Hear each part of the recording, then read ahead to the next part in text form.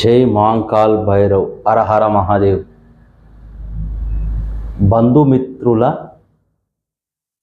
బంధుమిత్రులతో ఆస్తి నష్టం కానీ లేదా వ్యాపారం నష్టాలు కానీ, వ్యాపారం పెడతాం మనం, బంధువులతో వ్యాపారం పెడతాం. వాళ్ళు ఎవరైనా కావచ్చు, మన దగ్గర బంధువులతో. అది ఎక్కడికేది వరుస పెట్టుకున్నా మనం బంధువులతోని మనం ఒక వ్యాపారం పెట్టుకుంటాం. అది ఏ వ్యాపారం అన్నా కానీ ఆ వ్యాపారం పెట్టుకున్నప్పుడు నష్టం వచ్చినప్పుడు, పెట్టుకున్నప్పుడు ఏ విధానంగా అవుతున్నామో నష్టం వచ్చినప్పుడు కూడా అది భరించాలి. అది భరించరు. అది ఎక్కడ చూపిస్తారు? ఎక్కడనో లెక్కలలో కానీ ఎక్కడనో చూపిస్తారు. అది చూపించి బంధు నష్టం ఎక్కువ జరుగుతుంది. ఎందుకు జరుగుతుంది? తన మనసులో పెట్టుకుంటాడు. ఎందుకంటే ఈయన కష్టపడి వచ్చినాడు. బంధువు ఎవరైనా కష్టపడి 4 రూపాయలతో పెట్టుకుందాము అనుకున్నప్పుడు పెట్టుకున్నప్పుడు ఆస్తి నష్టం ఎంత పోయింది మరి అని అది చూడరు. ఇక్కడ నష్టం మాత్రం జరుపుతారు. జరిపి ఆ కొట్లాటలు, వాటికి ఎన్ని సమస్యలతో మొదలవుతుందో గొడవ, పెట్టుకున్నప్పుడు మాత్రం అన్యోన్యంగా ఏదైనా షాప్ కానీ లేకపోతే ఇంకా మార్కెటింగ్ కానీ ఏది కానీ అప్పుడు మంచిగానే ఉంటారు. అంతా కలిసి ఇక్కడ వాళ్ళు అక్కడ వాళ్ళు అందరూ కలిసి ఉంటారు. ఎప్పుడైతే నష్టం వస్తుందో ఆ నష్టం ఏడుదాకా వస్తుంది అంటే ప్రాణం పోయేంత వరకు వస్తుంది. ప్రాణం పోయేంత వరకు వస్తుంది. ఆ నష్టము ఇంట్లో ప్రాణాలు కూడా పోతాయి. ఎందుకనంటే అక్కడ నష్టం జరిగినప్పుడు నువ్వు ఓర్చుకోలేరు. డబ్బు అనేది ఎంత విధానంగా ఉంటుందంటే, వచ్చేటప్పుడు లక్ష్మి వచ్చేటప్పుడు ఆనందాన్ని చూపిస్తుంది, పోయేటప్పుడు ఏడుపును చూపిస్తుంది, దుఃఖాన్ని చూపిస్తుంది, భయాన్ని చూపిస్తుంది, ప్రాణం విలువేందో చూపిస్తుంది. ఆ విధానంగా తయారవుతుంది. అందు గురించి మీకు మీరే రెమెడీస్ చేసుకునేందుకు మీకు ప్రతి ఒక్కటి చెప్తున్నా. పెట్టుకునేటప్పుడు కూడా మీరు బంధువులతోని లేదా వాళ్ళ తరపులతోని ఎవరన్నా కానీ అక్కడ వాళ్ళ తరపున మనం ఏ విధానం అయితే చిన్న సంస్థ చిన్నగా పెట్టుకుంటాం, ఏదో మనం కొంచెం కావచ్చు, దాంట్లో ఇద్దరు కలిపి పెట్టుకుంటారు. ఎందుకంటే డబ్బుతో కూడుకున్న పనులు. ఆ పనులు పెట్టుకున్నప్పుడు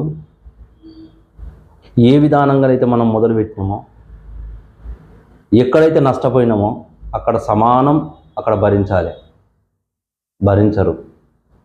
ఎందుకంటే ప్రాణాలు తీసుకుపోయేదాకా నష్టం జరిగినప్పుడు, ఒక్కసారి నష్టం జరిగినప్పుడు అసలు ఏమవుతుంది అనేది తెలుసుకోవాలి. అక్కడ ఎవరి వల్ల జరిగింది, ఎక్కడ జరిగింది అనేది పొరపాటు తెలుసుకుంటే మీరు అన్యోన్యంగా ముందుకు వెళ్తారు. అక్కడ దాన్ని తెలుసుకోక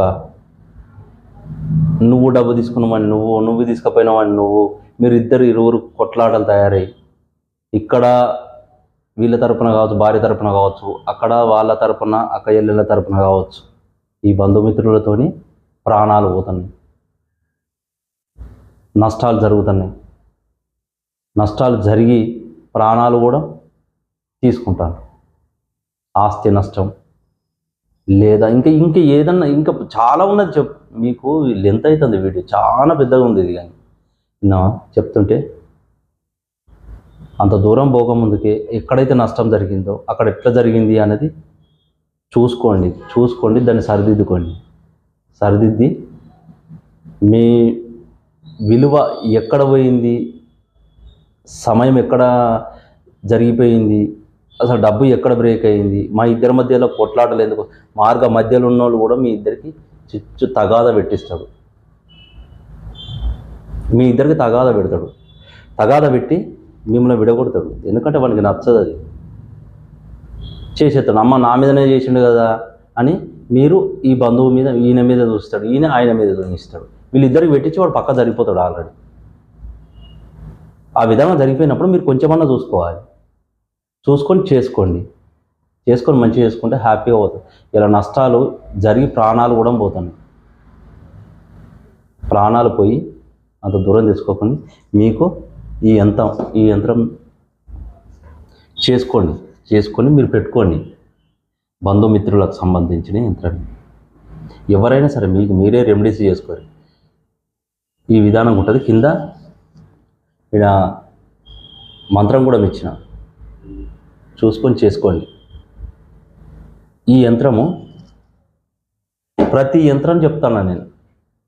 యంత్రానికి మంత్రం అనేది సిద్ధి పొందితేనే మంత్రం పనిచేస్తుంది.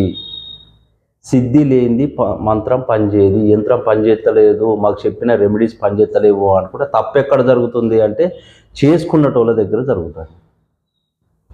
యంత్రము పనిచేయకపోవడం దేని గురించి అంటే మంత్రసిద్ధి అయిన వాడు ఈ యంత్రం తయారు చేస్తాడు. దానికి సంబంధించిన అన్ని ప్రతి ఒక్కడు చెప్తానా, అది మంత్రపూర్వకంగా సిద్ధి పొంది ఉన్నాడు యంత్రం చేస్తే ఆ యంత్రం ఏ విధానంగానైనా పనిచేస్తుంది.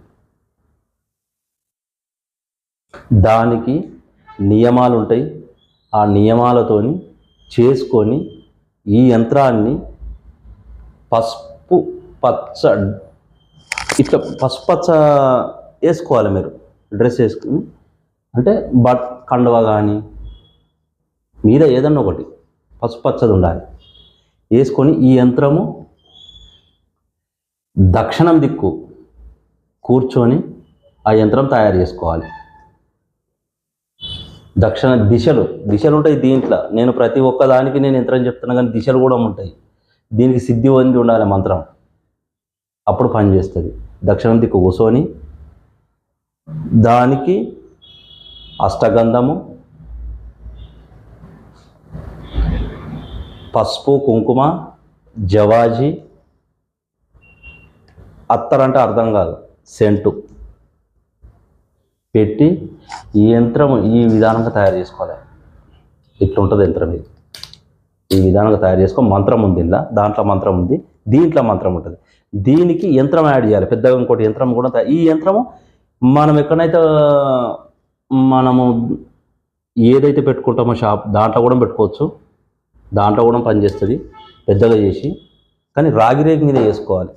ఇదేమో తన బంధువులు ఎవరైతే ఎవరు తయారు చేస్తారో ఈ యంత్రం అనేది తనకు ఒకటి ఉండాలి. ఎందుకంటే ఇద్దరి మధ్యలో కొట్లాటలు అనేవి రావు, సరిదిద్దుకొని పోతారు. ఎవరికి వచ్చినా తన కోపం వచ్చినా ఈయన వెళ్ళిపోతాడు, ఈయన కోపం వచ్చినా ఆయన వెళ్ళిపోతాడు. దీన్ని తయారు చేసుకొని ఇది గురువారం నాడు తయారు చేయాలి. తయారు చేసుకొని పెట్టుకుంటే మీ బంధువులతోని మీరు పెట్టుకున్న వ్యాపారం అభివృద్ధి చెంది మీకు కలహాలు రావు. ఇది 100% నిజం.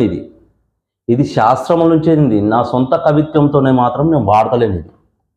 ఇది శాస్త్రంలో ఉన్నది. ఈ శాస్త్రంలో ఉన్నాయే మేము నీకు నిజం చెప్తున్నాం. ఎందుకనంటే అందరి దగ్గరికి పోయి ఈ యంత్రాలు లేవు, ఏం లేవు, తంత్రాలు లేవు అని అనుకుంటారు. ప్రతి ఒక్కటి ఉన్నది. పంచభూతాలలో ప్రతి ఒక్కటి ఉన్నది, లేదు అని కాదు.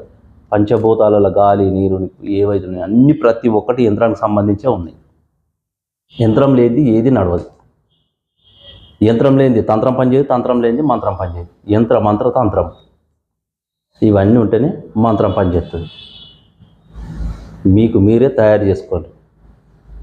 ఎవరి దగ్గరికి పోవాల్సిన అవసరం లేదు.